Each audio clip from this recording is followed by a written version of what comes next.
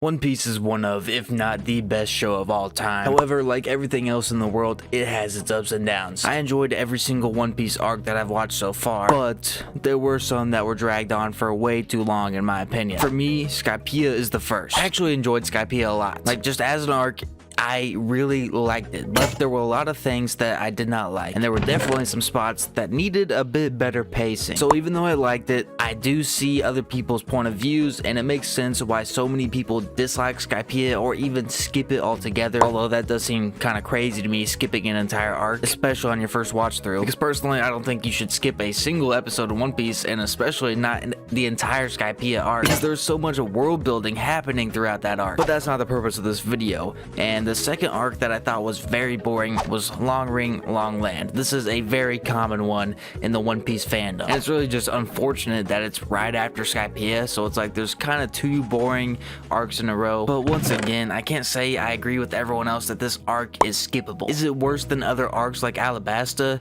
Yes, but you can't expect every arc of a show to be better than the ones before it. And that's not even saying a show has to constantly improve. That's not it at all. And at the end of the day, everything is subjective. It's up to people's opinions what they think is a good arc. I mean, you can go statistical with it, but at the end of the day, it's just how much you personally enjoyed it. Long Ring, Long Land wasn't completely worthless. It had its good moments. One of my favorite moments is Zoro and Sanji fighting together. It had a very powerful message and really increased Zoro and Sanji's bond a lot. Sure, they still fight like siblings, but that's already ingrained into their character. That's not something that's gonna disappear, and this fight was really good for them. Another moment is this speech from Zoro after Chopper got stolen away. Quit your belly aching, Chopper. It's disgraceful. Zoro? You made the choice to set sail as a pirate. Only you. And now you have to live with the consequences of that decision. We agreed to the terms of this game. You, Usopp, and everyone else did the best they could. Not one pirate worth his salt is gonna sympathize with those tears.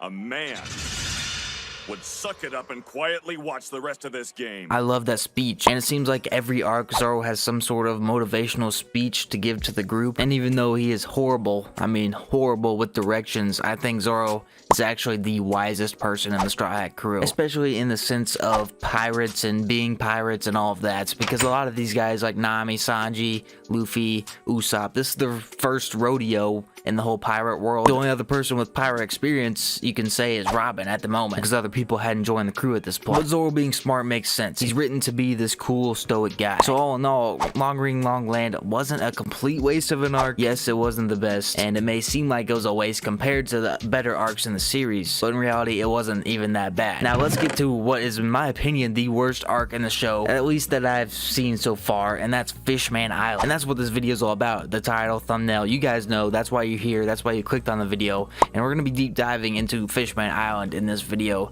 and why it is the worst arc, worse than Skypiea, worse than Long Ring, Long Land. And if you want to see my full breakdown of Skypiea and the other arcs in a future video, just let me know in the comments. I can make that happen. But let's get into one of the main things that is the worst thing to have ever been written as a major plot point in One Piece.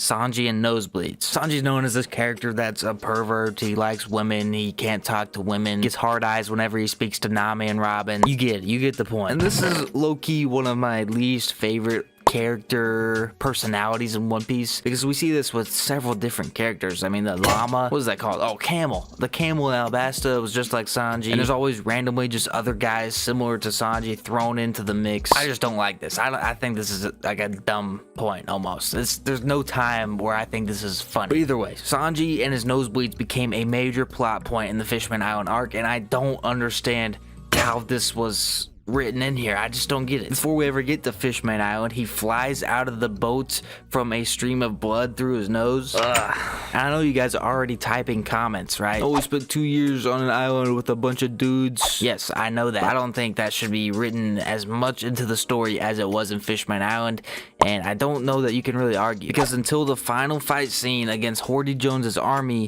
Sanji was just out of the loop. He was out of the mix. He wasn't there to do anything. Let's go back to when we first get to Fishman Island again. They're at the Mermaid Cafe, and Sanji ends up losing a lot of blood. Now we have all these episodes we're running around because Sanji can't get blood, none of the fishmen will give him blood, and this is where I really didn't like this whole nosebleed thing, because we're introduced to this deep backstory between fishmen and humans, and discrimination, slavery, all of this bad stuff, and we're getting introduced to this backstory because Sanji needs a blood transplant because he couldn't contain himself around some mermaids. You catch my drift here? We go from Sanji passing out to mermaid eye candy to a backstory of discrimination and slavery. What? Now, in my opinion, that's where this nosebleed thing got taken a little bit too far. I could talk about Sanji's nosebleeds all day, but to wrap up this thought about Sanji and Fishman Island, I just want to say that is probably what ruined a lot of Fishman Island for me. I think it would have been a much better arc without the whole Sanji nosebleed thing. But there were also things that made this arc bad, and that's why it's still lower than other arcs. The second thing is